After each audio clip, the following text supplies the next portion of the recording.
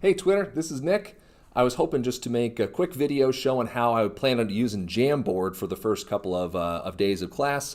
It's been a pretty flexible tool that I've found, and given the conversations that have been happening kind of in my mentions and things, I thought maybe I'd just make this video and then see what other people are doing with it too. So here's one activity that I'm going to do with my both my remote and my in-person AP Euro classes, kind of as a get to know you. So the idea sort of behind it was to make a like a scrapbook, a class scrapbook that you could browse through and kind of see for everybody some things that represented not just themselves, but represented the group as a whole, and start to process those things that, that the things that unite us and bring us together, and then celebrate those unique aspects that each of the learners bring to the table. So I built this Jamboard that just has a few slides on it, and I'm going to instruct students when we get in our Zoom breakout group to find their group slide. So basically, group one in the Zoom breakout is going to be group one on the slideshow.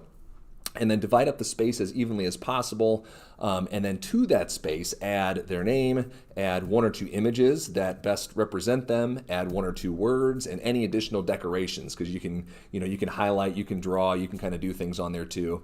And then while they're doing that in their breakout group, introduce themselves to their group and answer the question on their slide. So let me show you what this looks like, and I'm going to do this with my students too, sort of as a model. So I'll kind of show, okay, here's how I'm going to divide my slide up. All right, let me get some bigger clicks here.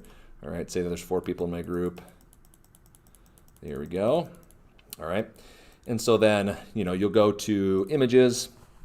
Let's add an image here. And I have uploaded some images of my family just for these purposes. So, all right, let's do this one. So, right, I can put this in here. And let's say, I don't know why the aspect ratio on that's all weird, but I can say, use that to describe, how in the summer of social distancing and quarantining, fishing was sort of an outlet for me and my family to, get away and do something fun outside. So, I could add some words in there too to describe that. But basically, then as we go through this, right, you'll find your group and they will go through that same activity, but then they'll be prompted to talk about these questions. And while this is going on, I can float into each of those Zoom breakout rooms to kind of see what's going on. So group one's going to be making their, dividing up their space kind of however I want to. That might be part of the fun too. Seeing the images that represent them, seeing the words, hearing the conversation about what's the last book you enjoyed, or if you had a walkout song, what would it be? What's your favorite de-stressor activity? If you could eat one meal for the rest of your life, what would it be? And do you have a favorite time period? What is it and why? Because, it's AP Euro, so maybe these kids have an interest in history. So then after that, I'm going to bring them back into the regular Zoom session and kind of introduce the second round, which is going to be a gallery walk. So whereas the first round was just focused on learning the tool and then communicating the requirements to their group, like how do you represent yourself in this space and how do you get to introduce your groups, walk through the other groups and kind of see those things that we have in common and those things that we bring to the table uniquely. And then we'll all kind of process that here on slide 7 and sort of add to this using pictures and words. What do you notice about us as a group? What are some common things that unite us? And then what are some unique aspects each of us brings to the table that makes us better as a whole?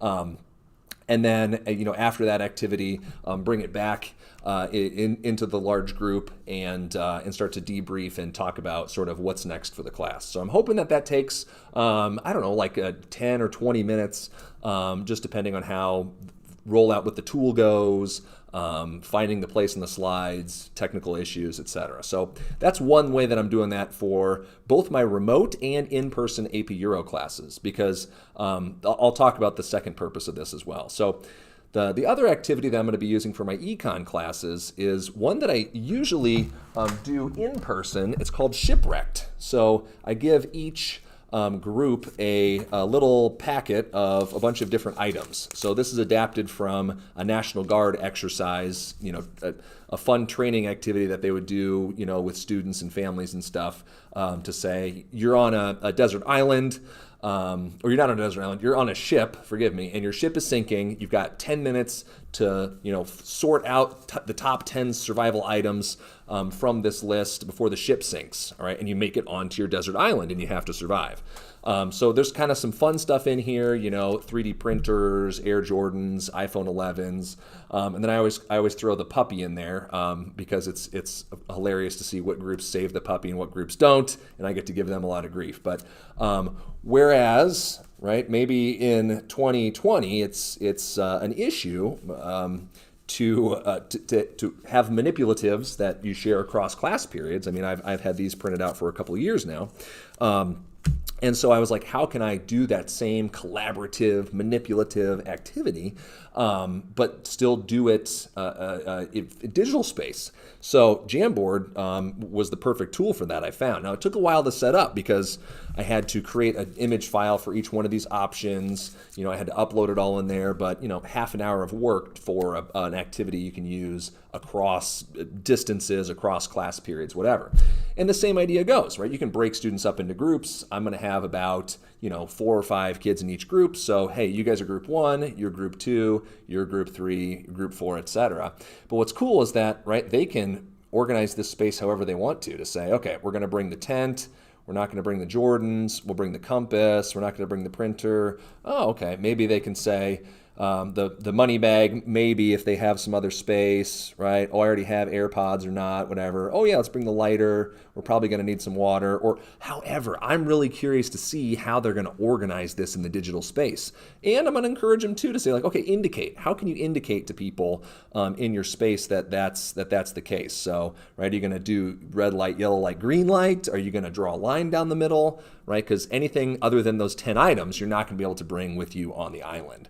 And of course, then this goes through a second round as well, because it wouldn't be a Mr. Covington activity if it didn't have multiple rounds. But in the second round, they actually go through it and they resort the items based on what they would pick if they were all in front of them today. Like if you could walk out of the room with the top 5 or top 10 of these items, which ones would you do?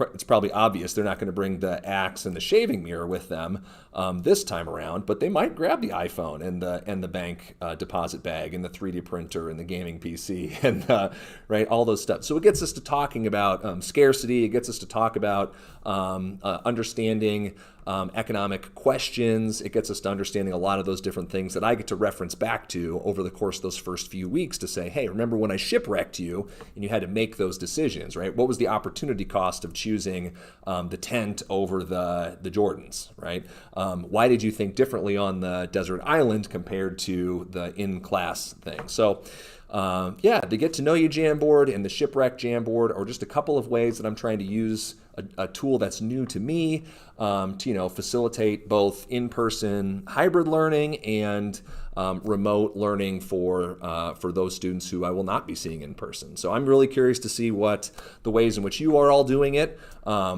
I'll try to make some copies of these Jamboards and share them in the links. If you want to do the same or make a quick vid to show that, I'd love to see what you're doing too. But let's help each other out in these difficult times. So have a good start to the year if you haven't started already. Our first day is tomorrow, so we'll talk to you later.